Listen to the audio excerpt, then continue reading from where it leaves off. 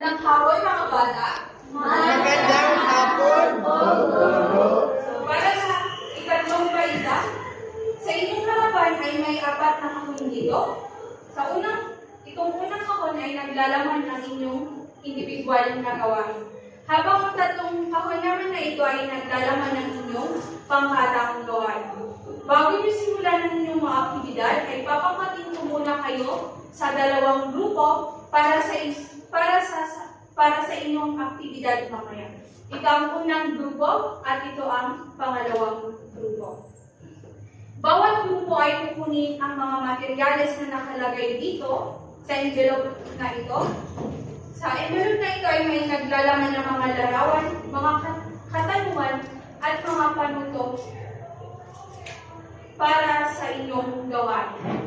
So, maaari nyo nang simulan ng inyong gawain. Maaari mo kunin ang inyong individual na gawain at ibigay sa inyong kamag-anak. Hep-hep! Hooray!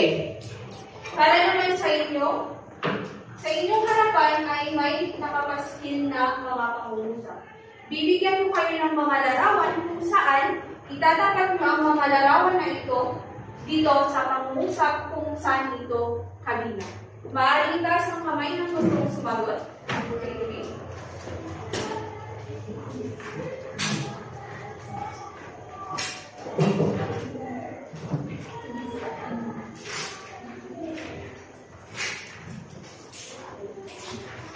Natin kung tama kasagutan ng inyong mga kaklase. Ngayon, tingnan natin.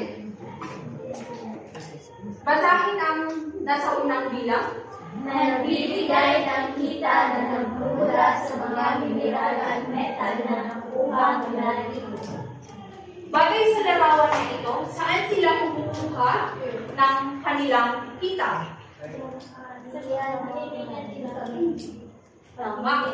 Nagmumula sa mga mineral at metal. Sa pangalawang bilang, Ito ay nagbibigay dagdag na kita ng pagbayad sa kasusin sa bahay. tama. Ano kaya ang nasa ikalawang larawan na ito? Mga karisari-sari.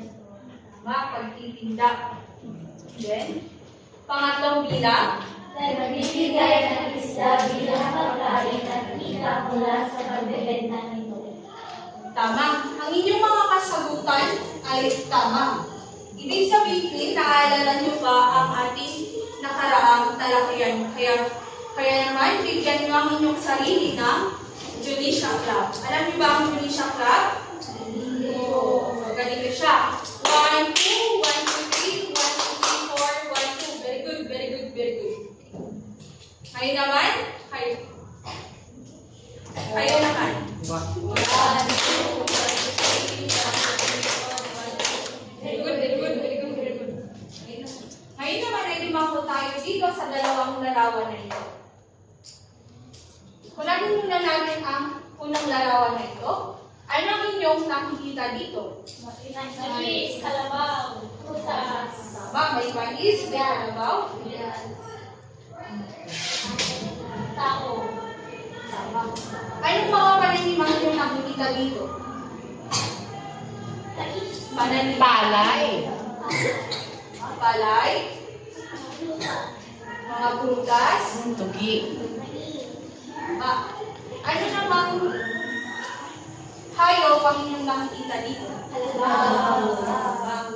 Bakit kaya sa tingin yung kalabaw ang nandito? Natulong ng tao sa Hiya? ito ang patulong ng tao sa pagdadali ng mga ito. Tama. Ito ay katulong ng mga magsasama. Sa inyong palagay, ano kayang uri ng pangkabuhayan ito? Pagsasama. Malalaman natin yan mamaya. Dito naman sa ikalawang larawan, ano ang inyong mga nakikita? Karne. Karne? Itlog. Baboy. May mga baboy din. Anong uri ng kabuhayan nito? Ito ay pagkakayuban. Ngayon naman, ay magkakaroon ulit ng aktibidad.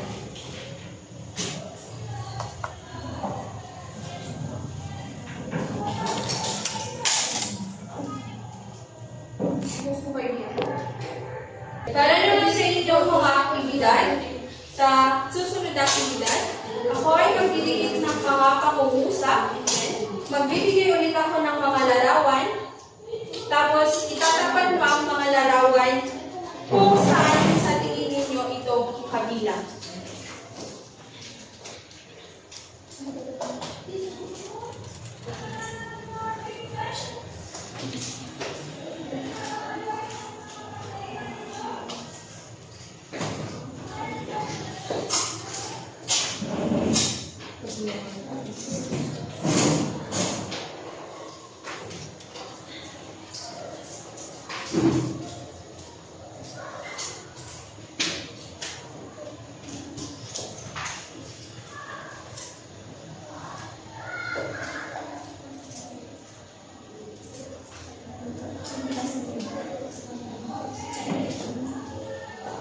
Ngayon, ibibigay mo kayo ng mental arts, and then itatapat mo dito kung saan siya kabilang.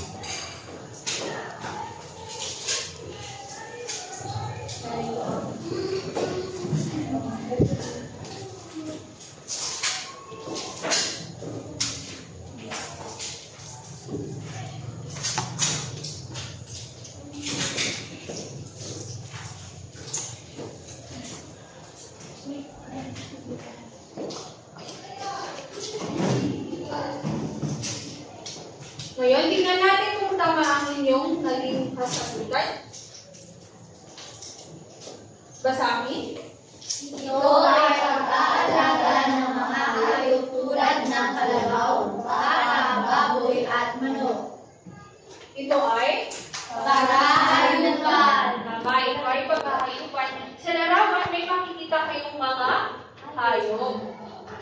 Then, pangalawa, Gawain ang proseso ng pagtatanim, pag-aalaga ng halaman, gulay at prutas. ito ay Pagsasaka. ano ang inyong makikita dito sa larawan nito? Nagsasaka, mga magsasaka. Gulay. Gulay. Tama, palay. Ano ang kanilang ginagawa? Tatanim ng palay. Tama. Nagtatanim yung Ano? Nagtatanim ng Tama, nagpupunod ng palay, nagtatanim ng palay. Nagsasaka. Basta nagsasaka. Sa pangatlong bilang naman, Isang lugar o tubo kung saan may nagtatanim ng mga nagsasaka. ito ay Sakahan. ito ay sakahan. Bukod sa palay, ano pa kaya ang alam ninyong tinatanim dito? Mais. Mais? Ay, gabi? O, naranasan niyo na bang magtanim? Ano ang inyong itinanim? Palay. Repolyo. Repolyo? Patatas.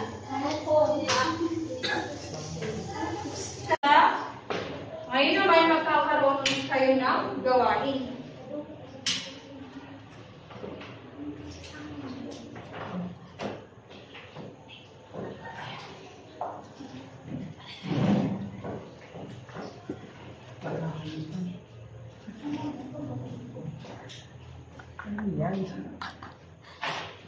So, inyong mapapansin na may dalawang kolong dito. Ang unang kolong ay pagsasaka, at ang pangalawang kolong naman ay pag-aayupan.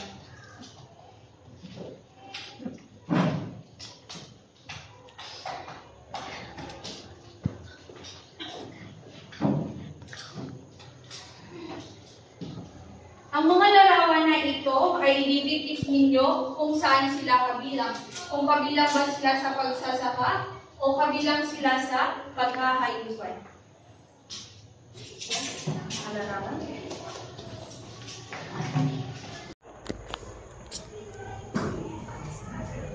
Ano ang makikita dito sa unang larawan? Tao. Tao na nagsasaka. Tama. Alam niyo ba kung anong tawag dito? Tractor. Kuliglig. Tama. So, ito ay isang kagamitan na ginagamit ng mga magsasaka upang mapadali ang kanilang trabaho. Ngayon naman, anong nakikita nyo dito? Mga gulay. Mga gulay. Ito ay mga produkto ng pagsasaka. Dito naman, Palay. palay. Ano kaya sa tingin nyo ang ginagawa niya? Nag-ani. Hindi lang siya ay nag-ani. Ang inyong mga kasagutan dito ay tama. Ngayon naman, tumakaw tayo dito sa paghahayupan. Ano kaya sa tingin nyo ang ginagawa nila dito sa unang larawan? Tama.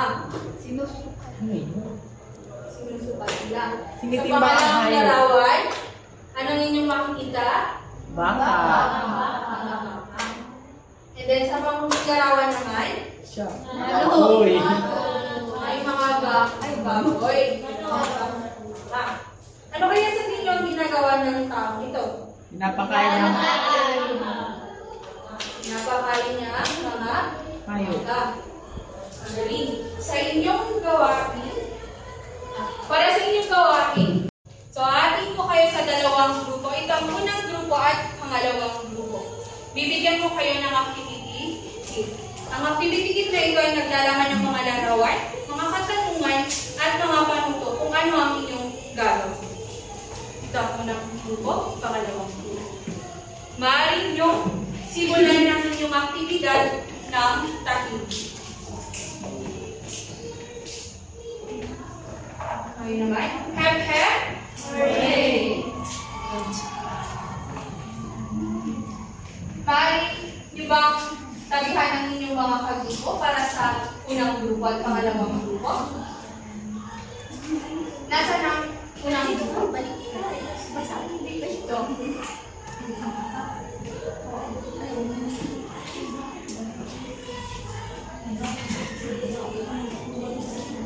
So, sa larawan na ito, ano ang tawag sa kilos o gawin sa larawan?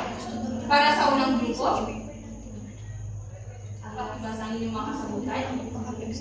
Ang kasuotan, pagkain, sayaw, at sining ay nagpapakita ng ating kasaysayan at kultura.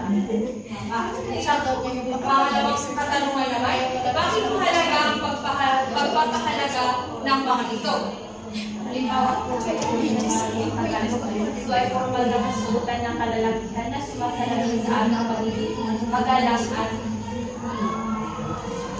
At ang panghuling katanungan para sa unang grupo, ano ang epekto nito sa ating pagkakaisa bilang Pilipino? Maraming tayo pa sa tagal. Mahalaga ang pamanatili ang ating kultura at mabasa sa susunod na henerasyon. Tama. Ang inyong mga kasagutan ay tama. Ngayon naman, tumako tayo sa pangalawang grupo. Ano ang tawag o kilos sa gawin sa larawan na ito? Tama. Ito ay pagpapakita ng bayanihan. Bakit mahalaga ang pagpapahalagang ito? ito ay nagpapakita ng pagtutulungan. Tama. At ang panghuli naman, ano ang epekto nito sa ating pagkakaisa bilang Pilipino?